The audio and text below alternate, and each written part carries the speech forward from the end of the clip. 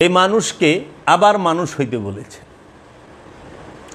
একটি হলো জন্মগত মানুষ, একটি হলো স্বভাব এবং আচরণের মানুষ, আদর্শের মানুষ, নূরের মানুষ। একটি মাটির মানুষ, একটি নূরের মানুষ।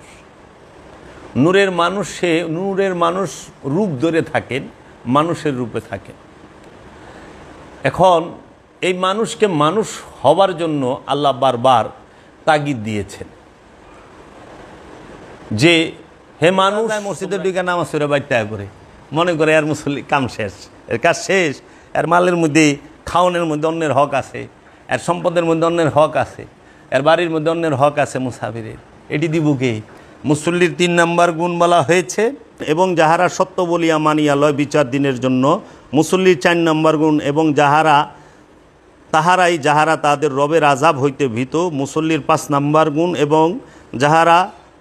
এবং তাহারা যাহারা তাদের লজ্জা স্থানসমূহের হেফাজতকারী, মুসল্লির ৬ নম্বর গুণ।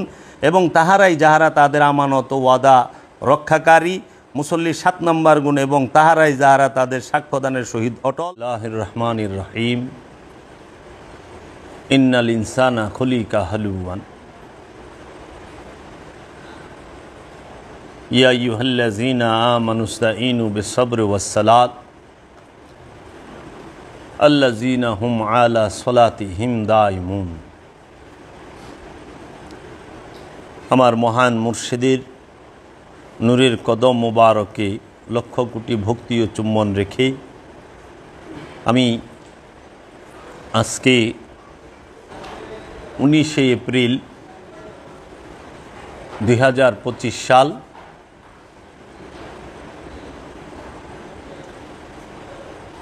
রোজ শনিবার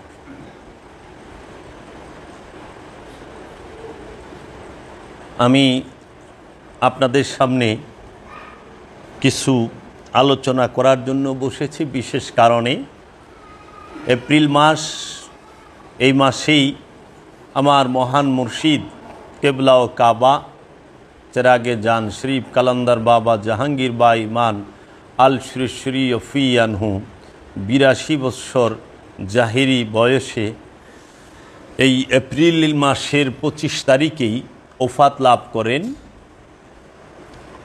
তিনি এই জাগতিকভাবে পর্দা গ্রহণ করেন। আগামী 25শে এপ্রিল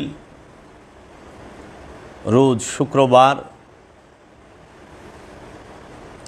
বাবা জাহাঙ্গীরের প্রতিষ্ঠিত দরবার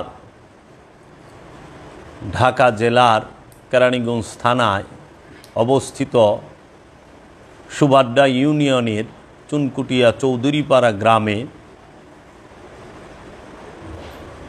এই 25শে এপ্রিল উপলক্ষে ওরস মাহফিল অনুষ্ঠিত হবে। আমার মুর্শিদের এই উফাত দিবস উপলক্ষেই আজকে আমি একটু কথা বলতে চাই। সেটি হলো আমার মুর্শিদের কিছু বিষয় নিয়ে। আপনারা দেখতে পাচ্ছেন আমার হাতে কোরআনুল মাজিদ। এই কোরআনুল মাজিদের বাংলা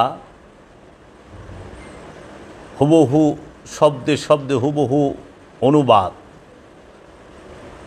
এই অনুবাদটি এবং এই অনুবাদের কিছু ব্যাখ্যা বাংলা ভাষায়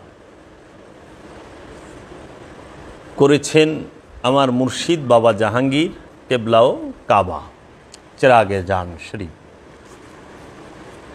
আজকে যে বিষয়টি নিয়ে আমি কথা বলবো সেই বিষয়টি হলো আমানু এবং মুসল্লি। আমানু কাকে বলে, মুসল্লি কাকে বলে?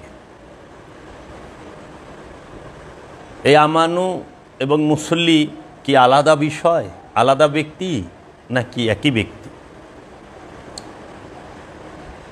ইনসান কিভাবে আমানু হয়, ইনসান কিভাবে আমানু থেকে মুসল্লি হয়, সেই বিষয়ে আমি কোরআনুল মাজিদ থেকে আলোচনা করব।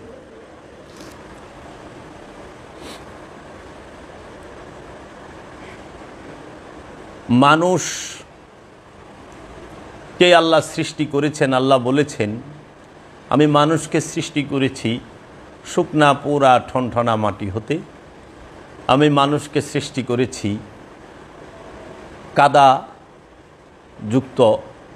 কাদা গন্ধযুক্ত মাটি হইতে।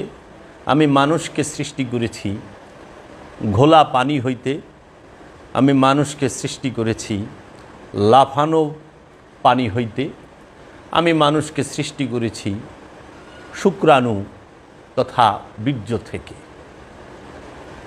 এই মানুষ সম্পর্কে কোরআনুল মাজিদ স্পষ্ট বলেছেন, এবং মানুষের জন্মসূত্রে পাওয়া, সৃষ্টিগতভাবে পাওয়া যে খাসিলত, যে স্বভাবগুলো, সেটিও আল্লাহ বলেছেন যে ইন্নাল ইনসানা খুলিকা হালুওয়ান, নিশ্চয়ই এই মানুষ হচ্ছে অতিশয় চঞ্চল এবং অস্থির প্রবণতা দিয়ে তাকে সৃষ্টি করা হয়েছে।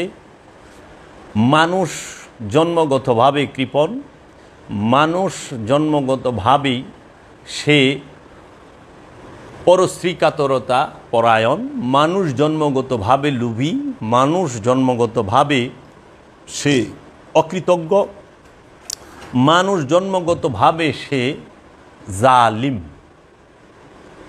এবং এই মানুষ নিয়ে, মানুষের খাসিলত, স্বভাব, চরিত্র নিয়ে মানে যত কিছুই বলা হয়েছে সবই খারাপ। যে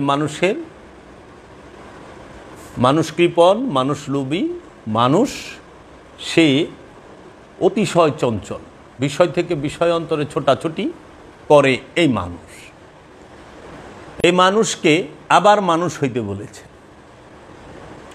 একটি হলো জন্মগত মানুষ, একটি হলো স্বভাব এবং আচরণের মানুষ, আদর্শের মানুষ, নূরের মানুষ। একটি মাটির মানুষ, একটি নূরের মানুষ। নূরের মানুষ সে নূরের মানুষ রূপ ধরে থাকেন, মানুষের রূপে থাকেন। এখন এই মানুষকে মানুষ হওয়ার জন্য আল্লাহ বারবার তাগিদ দিয়েছেন যে হে মানুষ তোমরা ঈমান আনো, হে মানুষ তোমরা অন্যায় করিও না, অত্যাচার জুলুম করিও না, হে মানুষ তোমরা পবিত্রতা অর্জন করো, হে মানুষ তোমরা তোমাদের রবের ইবাদত করো, হে মানুষ তোমরা কেন আল্লাহর ইবাদত করো না। এখন মানুষ কিভাবে মানুষ হবে? মানুষকে মানুষ করবে কি? আল্লাহ রব্বুল আলামিন রহমত হিসেবে, আল্লাহর করুণা দয়া হিসেবে আল্লাহ রব্বুল আলামিন পৃথিবীর বুকে মানুষকে মানুষ করার জন্য রবের তরফ হইতে রবের প্রতিনিধি আমাদের এই মানুষকে মানুষ করার জন্য পাঠালেন। যেই রবের প্রতিনিধির নাম হচ্ছে আদম, যিনি আল্লাহর খলিফা, রবের খলিফা। সূরাতুল বাকারায় আল্লাহ রব্বুল আলামিন বললেন, ইন্নী জাঈলুন ফিল আরদে খলিফা, নিশ্চয় আমি আল্লাহ পৃথিবীর বুকে আমার প্রতিনিধিত্বকারী, আমার খলিফা আমি পাঠাবো। এই আদম যখন পৃথিবীর বুকে মানুষের সামনে আসলেন, তখন তিনি রসুল রূপে আসলেন, নবী রূপে আসলেন, অলি রূপে আসলেন, আব্দুহু রূপে আসলেন। এই মানুষকে মানুষ করার জন্য আল্লাহ আদম পাঠাইলেন, নবী পাঠাইলেন, রসুল পাঠাইলেন, ওলি পাঠাইলেন, আব্দুহু পাঠাইলেন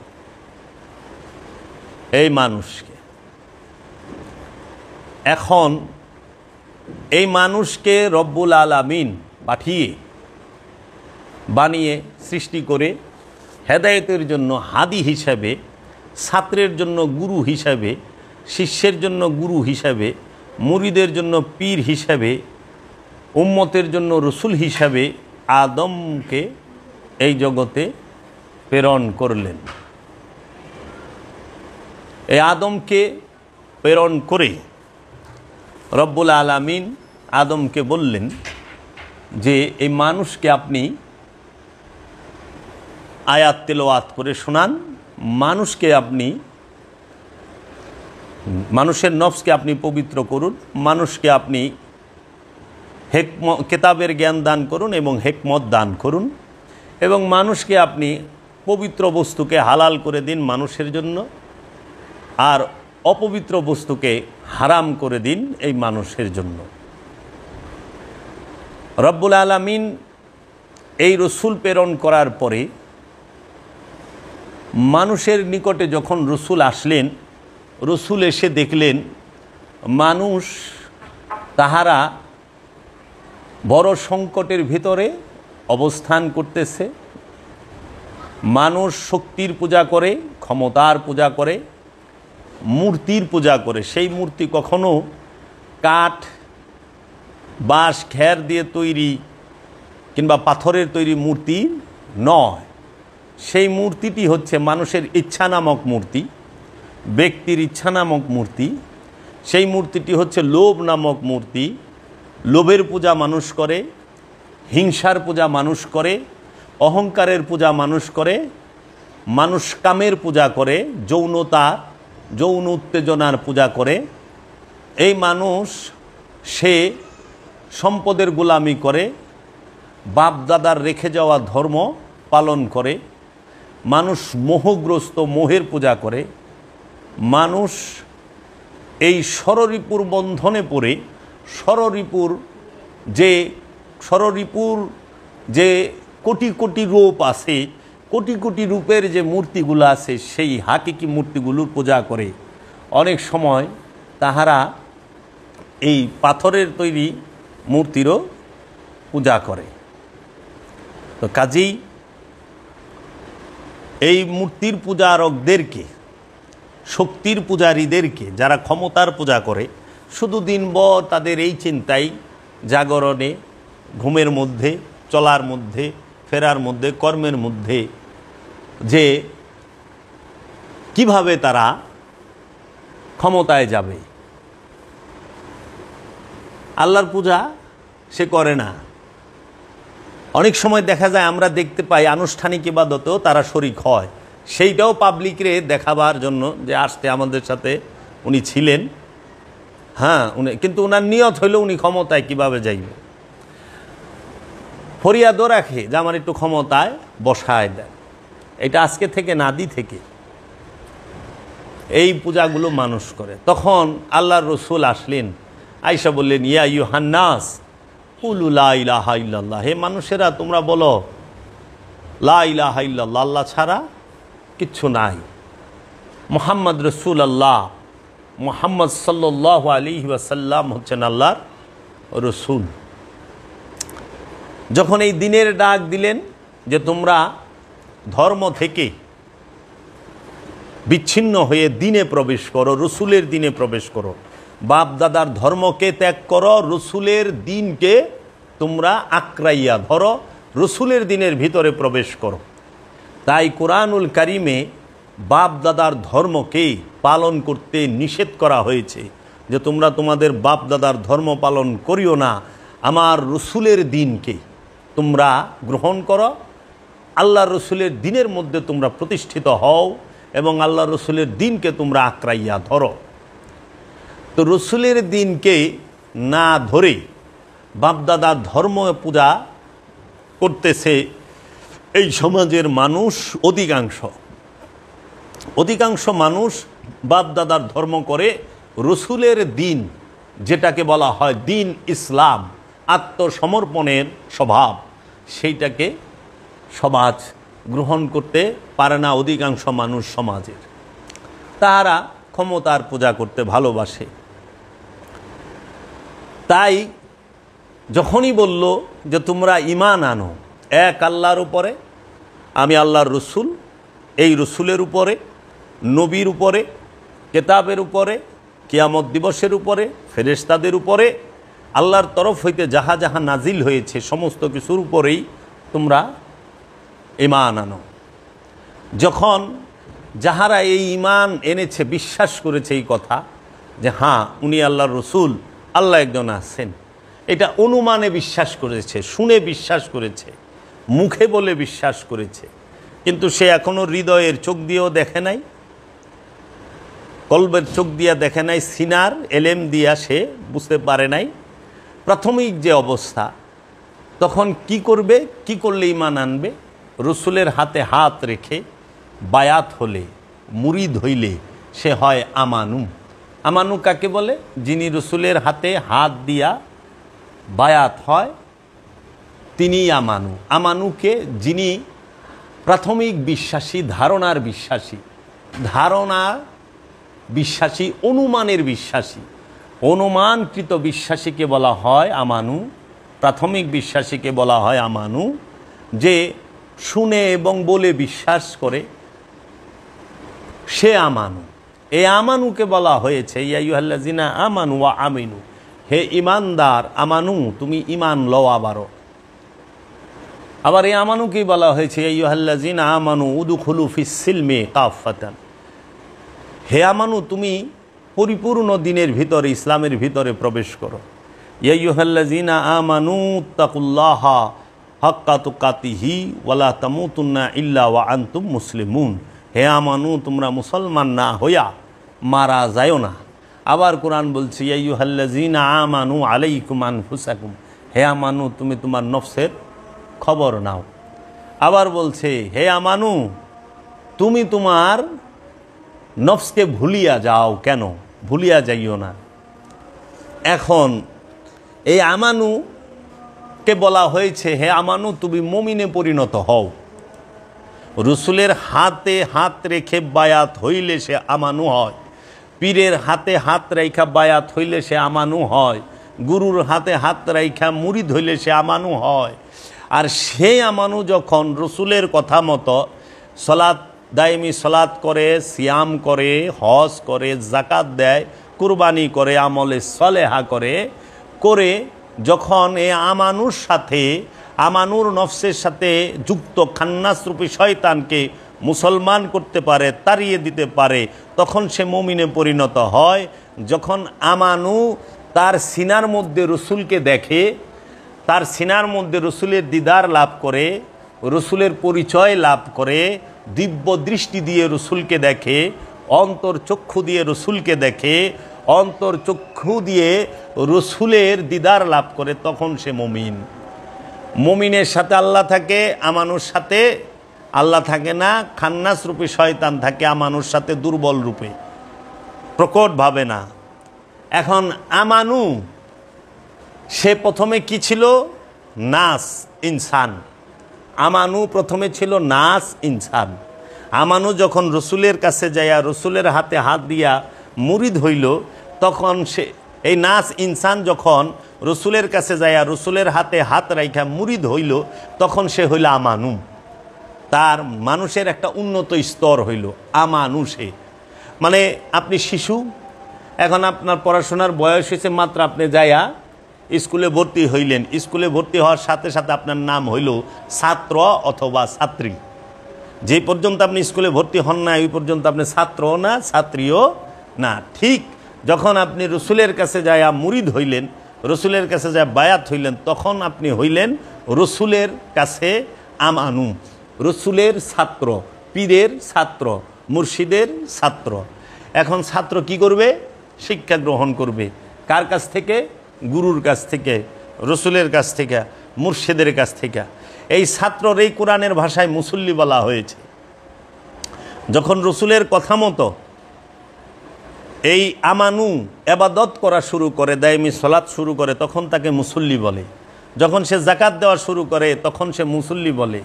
যখন সে হজ করে, তখন সে মুসল্লি। যখন সে কুরবানি করে, তখন সে মুসল্লি। এই মুসল্লি কারা হয়? মুসল্লির গুণ কি? মুসল্লির গুণ 8টা।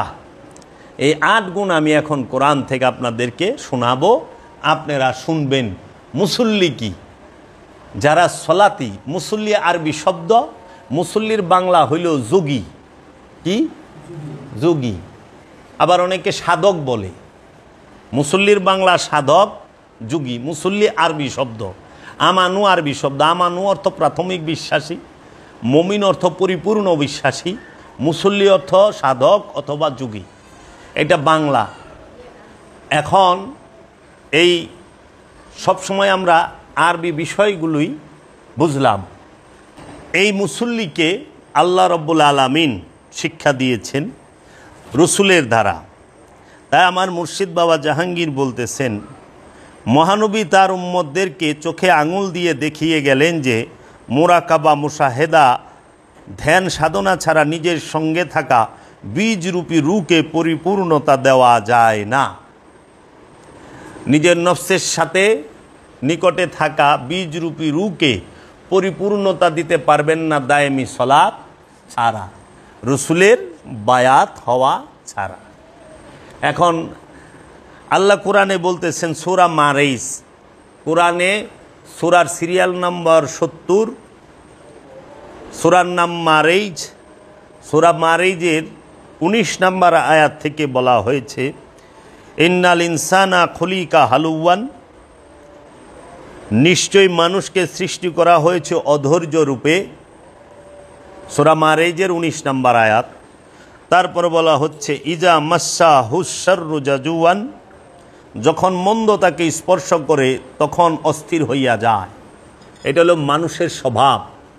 মানুষ অতি চঞ্চল, এক স্থানে 5 মিনিট বসে থাকতে পারে না আমানু ছাড়া, একদিকে 5 মিনিট তাকায় থাকতে পারে না। এটা হলো মানুষের স্বভাব। তোমার মধ্যে আছে না? দেখবারও নাই যেন থেকে ওই যে উনি এক মুহূর্তে তোর বয়ে থাকা পারলো না, 80 বার খালি দিক ওদিক দিয়া গুলল। পয়স প্রমাণ। এরা এই কোয়ালিটির মানুষ হেদায়েত লাভ করতে অনেক বছর যায়, এক স্থানে বসতে পারে না। 100 জনমের তকদির এইরকম আলোচনা সামনে বৈশা শুনতে আছে, কিন্তু আমি কি বলতে আছি ওই দিকে তার মন খেয়াল মাইন্ড কিচ্ছু নাই। কতক্ষণ পরে সে এসে বলবো কিছু কথা ছিল, দাইমি সালাদটা কি বইলা দেন। বুঝছা, তোমাদের হাল হয়েছে এইরকম। চায় রইছ কুই, কইতাছি কি আর চায় রইছ কুই। এই তার কোরআনের সাথে মিলছে। মানুষ অতিশয় চঞ্চল, এক স্থানে সে বসে না। একটা ছবি ছাইরা দেন, 3 ঘন্টা একটানা বইয়ে দেখবো নাটক, একটা কথা কইবেন না। এই যে জলসা দেখবার বইলে একটা কথা কয় না, কিন্তু গুরু কথা কইতেছে, আলোচনা করছে, বগর বগর বগর বগর করবই। এরা জলসা দেখতে সময় একটা কথা কইব না, এক মুহূর্ত লড়ব না, সব পানও খাইবার মন চায় না। এই হইল মানুষের চরিত্র। তাহলে কোরআন কি 1400 বছর আগে নাজিল হয়েছে না? না মনে হয় আয়াতটাই মাত্র নাজিল হইল? মনে হয় আয়াতটাই মাত্র নাজিল হইল এবং আপনি গো দেখায়া হইল যে আপনারা কি করতে পারেন। আপনাদের চরিত্রটা বইলা দিল কোরআন, নাকি? তাহলে কোরআন জিন্দা, কোরআন সত্য, কোরআন সর্বকালের জন্য, সর্বসময়ের জন্য। এইটা আমাদের শিক্ষা। কিন্তু আফসোস কোরআনের শিক্ষা দেয় না, অন্য কিতাবের কথা কয়। মন্দ যখন স্পর্শ করে তখন সে হইয়া যায় অস্থির। দেখেন না, বিপদ আপদ আইলে অস্থির হয়ে যায়। হায় হায় লো, কি হইল লো, এরকম হইল কে, হ্যাঁ আমার পোলা এটা পাইলো না কে, আমার মেয়ে এটা পাইলো না কে, চান্সটা হাতছাড়া হয়ে গেল কে, বিদেশে ভিসাটা ক্যান্সেল হয়ে গেল কে, টাকা পয়সা এই হইল কে, সে মানে আফসোসে শেষ নাই। ফোন দিয়া কানবো। ধৈর্য ধরো, এমনও তো হইতে পারে এর থেকে ভালো কিছু বয়ে রয়েছে, আল্লাহ রাখছে। ঘাবড়াও কেন? ধৈর্য ধরো। দেখো তোমার শিকার পারণে দাপানিতে তো কিছু হবে না, হওয়ার হইলে তো হইতই নাকি। ধৈর্য ধরো, কর্ম করো, জীবন পাল্টায় যাইবে। 21 নম্বর আয়াত আল্লাহ বলতেছেন ওয়া ইজা মাসসাহুল খাইরু মানুআন, এবং যখন মঙ্গল তাকে স্পর্শ করে হয় কৃপণ। যখন অভাব হয়, টাকা পয়সা নাই, জিনিসপত্র নাই, তখন কয় বাবা এমন একটা ওজিফা দেন, এমন একটা তাবিজ দেন যেন সব চলিয়া যায়। তাবিজ ওজিফা পাওয়ার পরে যখন মাল পানি পকেটে আইছে, এমন কৃপণ হয়েছে এখন আর পীরের এই চিনে না, বছরেও আহে না, বছরেও সে আসে না, পীরেরে চিনে না। আবার যখন চিবিতে পড়ে গেছে দৌড়ে আসছে, বাবা আমার না এই হয়েছে, এতদিন কই আসছিলাম বাবা, মাল পাইছি না, এখন তো চিনি না আপনারে, এখন বিপদে পড়ছি, মামলায় পড়ছি, এখন সকালে ভক্তি, সন্ধ্যায় ভক্তি, ওজি ভাই ছাড়েন না, তসবি সব সময় হাতে থাকে। বিপদে পড়ছে, বিপদ শেষ, তরায় গেছে অকৃতজ্ঞ। এই চরিত্র বলছে। আবার বলছে এবং যখন মঙ্গল তাকে স্পর্শ করে সে হয় কৃপণ, ইল্লাল মুসাল্লিন, মুসল্লি ব্যতীত, মুসল্লি ছাড়া।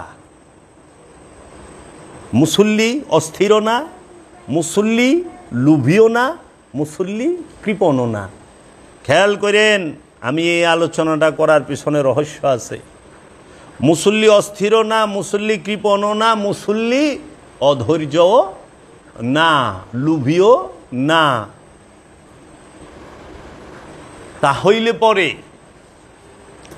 মুসল্লি যে সে কৃপণ হবে না, লুভি হবে না, অধৈর্য হবে না। তাহলে আমরা যে বর্তমানে দেখলাম মুসল্লির নাম দিয়া, তৌহিদি জনতার নাম দিয়া, যাহারা গরু, ছাগল, ভেড়া, বকরি, হাঁস, মুরগি, চাল, ডাল, তেল, ডেকসি, পাতিল, টিন, ইট, বালু, সিমেন্ট, রড, সমস্ত কিছু অলি আল্লাহর দরবার থেকে, খানকা থেকে, মাজার থেকে লুটপাট করে নিল, তাহারা কি মুসল্লি কোরআনের দৃষ্টিতে? আমি কোরআন খুলে বলতে আসি, সূরা মারিজের 19, 20, 21, 22 নম্বর আয়াতে বলা হয়েছে, যাহারা কৃপণ তাহারা মুসল্লি না, যাহারা লোভী তারা মুসল্লি না, যারা অধৈর্য তারা মুসল্লি নয়। তাহলে মুসল্লি কারা? আল্লাহ 8টা গুণ কয়ে দিছে মুসল্লির। কয়টা গুণ কইছে? 8টা গুণ। এখন মুসল্লির 8 গুণ এক এক করে বলি।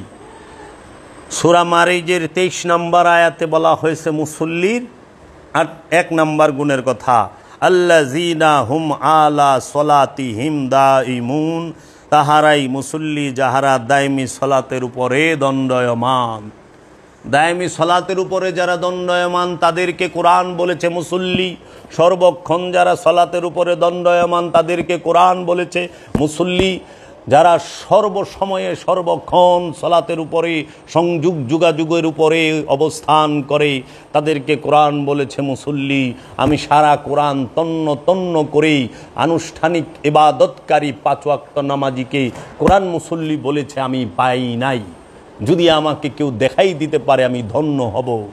আমি কোরআন বুকে নিয়ে, কোরআন হাতে নিয়ে কথাটি বললাম। আমি কোরআনের শুরু থেকে শেষ পর্যন্ত পড়ে এইটুক পাইছি যে মুসল্লি সেই যে সর্বক্ষণ সর্ব অবস্থায় সলাতের উপরে দণ্ডায়মান থাকে, সে মুসল্লি, যে দায়মি সলাতি সে মুসল্লি। সূরা মারিজের 23 নম্বর আয়াতে বলা হয়েছে মুসল্লির 1 নম্বর গুণ। আসুন মুসল্লির 2 নম্বর গুণ কি? আল্লাহ রাব্বুল আলামিন বলতেছেন মুসল্লির 2 নম্বর গুণ হচ্ছে ওয়াল্লাযীনা ফি আমওয়ালিহিম হাক্কুম মালুমুন, এবং যাহারা তাহাদের সম্পদের মধ্যে, মালের মধ্যে অন্যের অধিকার ভালোভাবে জানে। সূরা মারিজের 24 নম্বর আয়াত। সূরা মারিজের 24 নম্বর আয়াত হচ্ছে মুসল্লির 2 নম্বর গুণ কি? এবং যাহারা তাহাদের সম্পদের মধ্যে তথা মালের মধ্যে অন্যের অধিকার ভালোভাবে জানে।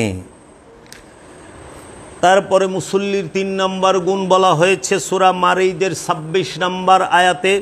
সূরা মারিজের 26 নম্বর আয়াতে বলা হয়েছে ওয়াল্লাযীনা ইউসাদ্দিকুনা বিয়াউমিদ্দিন, এবং যাহারা সত্য বলিয়া মানিয়া লয় বিচার দিনের জন্য, এবং যাহারা সত্য বলিয়া মানিয়া লয় বিচার দিনের জন্য। এইটাই হইল মুসল্লির 3 নম্বর গুণ। সূরা মারিজের 26 নম্বর আয়াত। সূরা মারিজের 27 নম্বর আয়াতে বলা হয়েছে মুসল্লির 4 নম্বর গুণ ওয়াল্লাযীনা হুম মিন আযাবি রব্বিহিম মুশফিকুন, এবং তাহারা যাহারা তাহাদের রবের আযাব হইতে ভীতু। খেয়াল করেন মুসল্লির 4 নম্বর গুণ যে সেটা কি? এবং তাহারা যাহারা তাহাদের রবের আযাব হইতে ভীতু। রবের আযাব সম্পর্কে ভীতু থাকে। কিভাবে ভীতু? যে কোনো অপকর্ম, পাপ কর্ম করতে গেলে সে রবকে ভয় করে, পাপ করতে ভয় করে। পাপ করতে রবের ভয় যার মধ্যে আছেন তিনি হচ্ছেন মুসল্লি। এটা মুসল্লির 4 নম্বর গুণ। এই মুসল্লির 4 নম্বর গুণ হচ্ছে যে কোনো প্রকার পাপ করতে মুসল্লি ভয় করবে। সে অন্যের হক মাইরা খাইতে ভয় করব, সে অন্যের গীবত করতে ভয় করব, সে অন্যের উপরে অত্যাচার জুলুম করতে গেলে আল্লাহর ভয় করব। সে হইল মুসল্লি। আর এখন কি করে? মুসল্লি যায় উল্টে ভয় দেখায়, তাই না? জাগা মাইরা খায়া নামাজ পড়বার ঢুকে, অন্যায়ভাবে খোটা গাইরা থুইয়া জুমার নামাজ পড়ছে শুক্রবার দিন বিচার মানে জাগা মাপামাপির, আবার আয়া সেইটারে পুক্ত করে। এই হইল বর্তমান মুসল্লির হাল। আর এইটা হইল কোরআনের মুসল্লির পরিচয়। তারপরে বলা হচ্ছে কোরআনুল কারীমের মধ্যে মুসল্লির 5 নম্বর গুণ, ওয়াল্লাযিনা হুম লিফুরুজিহিম হাফিজুন, এবং তাহারা যাহারা তাহাদের লজ্জাস্থানসমূহকেই হেফাজত করে। তাদের লজ্জাস্থানসমূহকে হেফাজতকারী কারা? মুসল্লিরা। লজ্জাস্থান বলতে কাকে বলে? লজ্জাস্থান বলতে বলা হয় এই দৃষ্টিকে এবং মস্তিষ্ককে।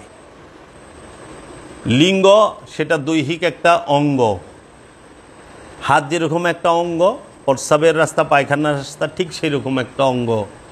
দৈহিক বর্জ্য বের হওয়ার ড্রেন লাইন বলতে পারেন। কিন্তু আপনার লজ্জা স্থান হচ্ছে আপনার দৃষ্টি আর আপনার মস্তিষ্ক। আপনার দৃষ্টি যদি খারাপ হয় আর আপনার মস্তিষ্কের মধ্যে যদি কুচিন্তা কুভাবনা জমায় রাখেন, আপনি যেখানেই যাইবেন সেইখানেই অসৎকর্ম করবেন। কারণ দৃষ্টিভঙ্গির উপরে সব নির্ভর করে। তাই দৃষ্টিভঙ্গি পাল্টান, জীবন পাল্টে যাবে। যৌনতা থাকে প্রথমে মস্তিষ্কে আর দৃষ্টিতে, সেইটাকে পূর্ণতা দেয় যৌন অঙ্গে। ঠিক আছে? এখন আপনারা কি করেছেন?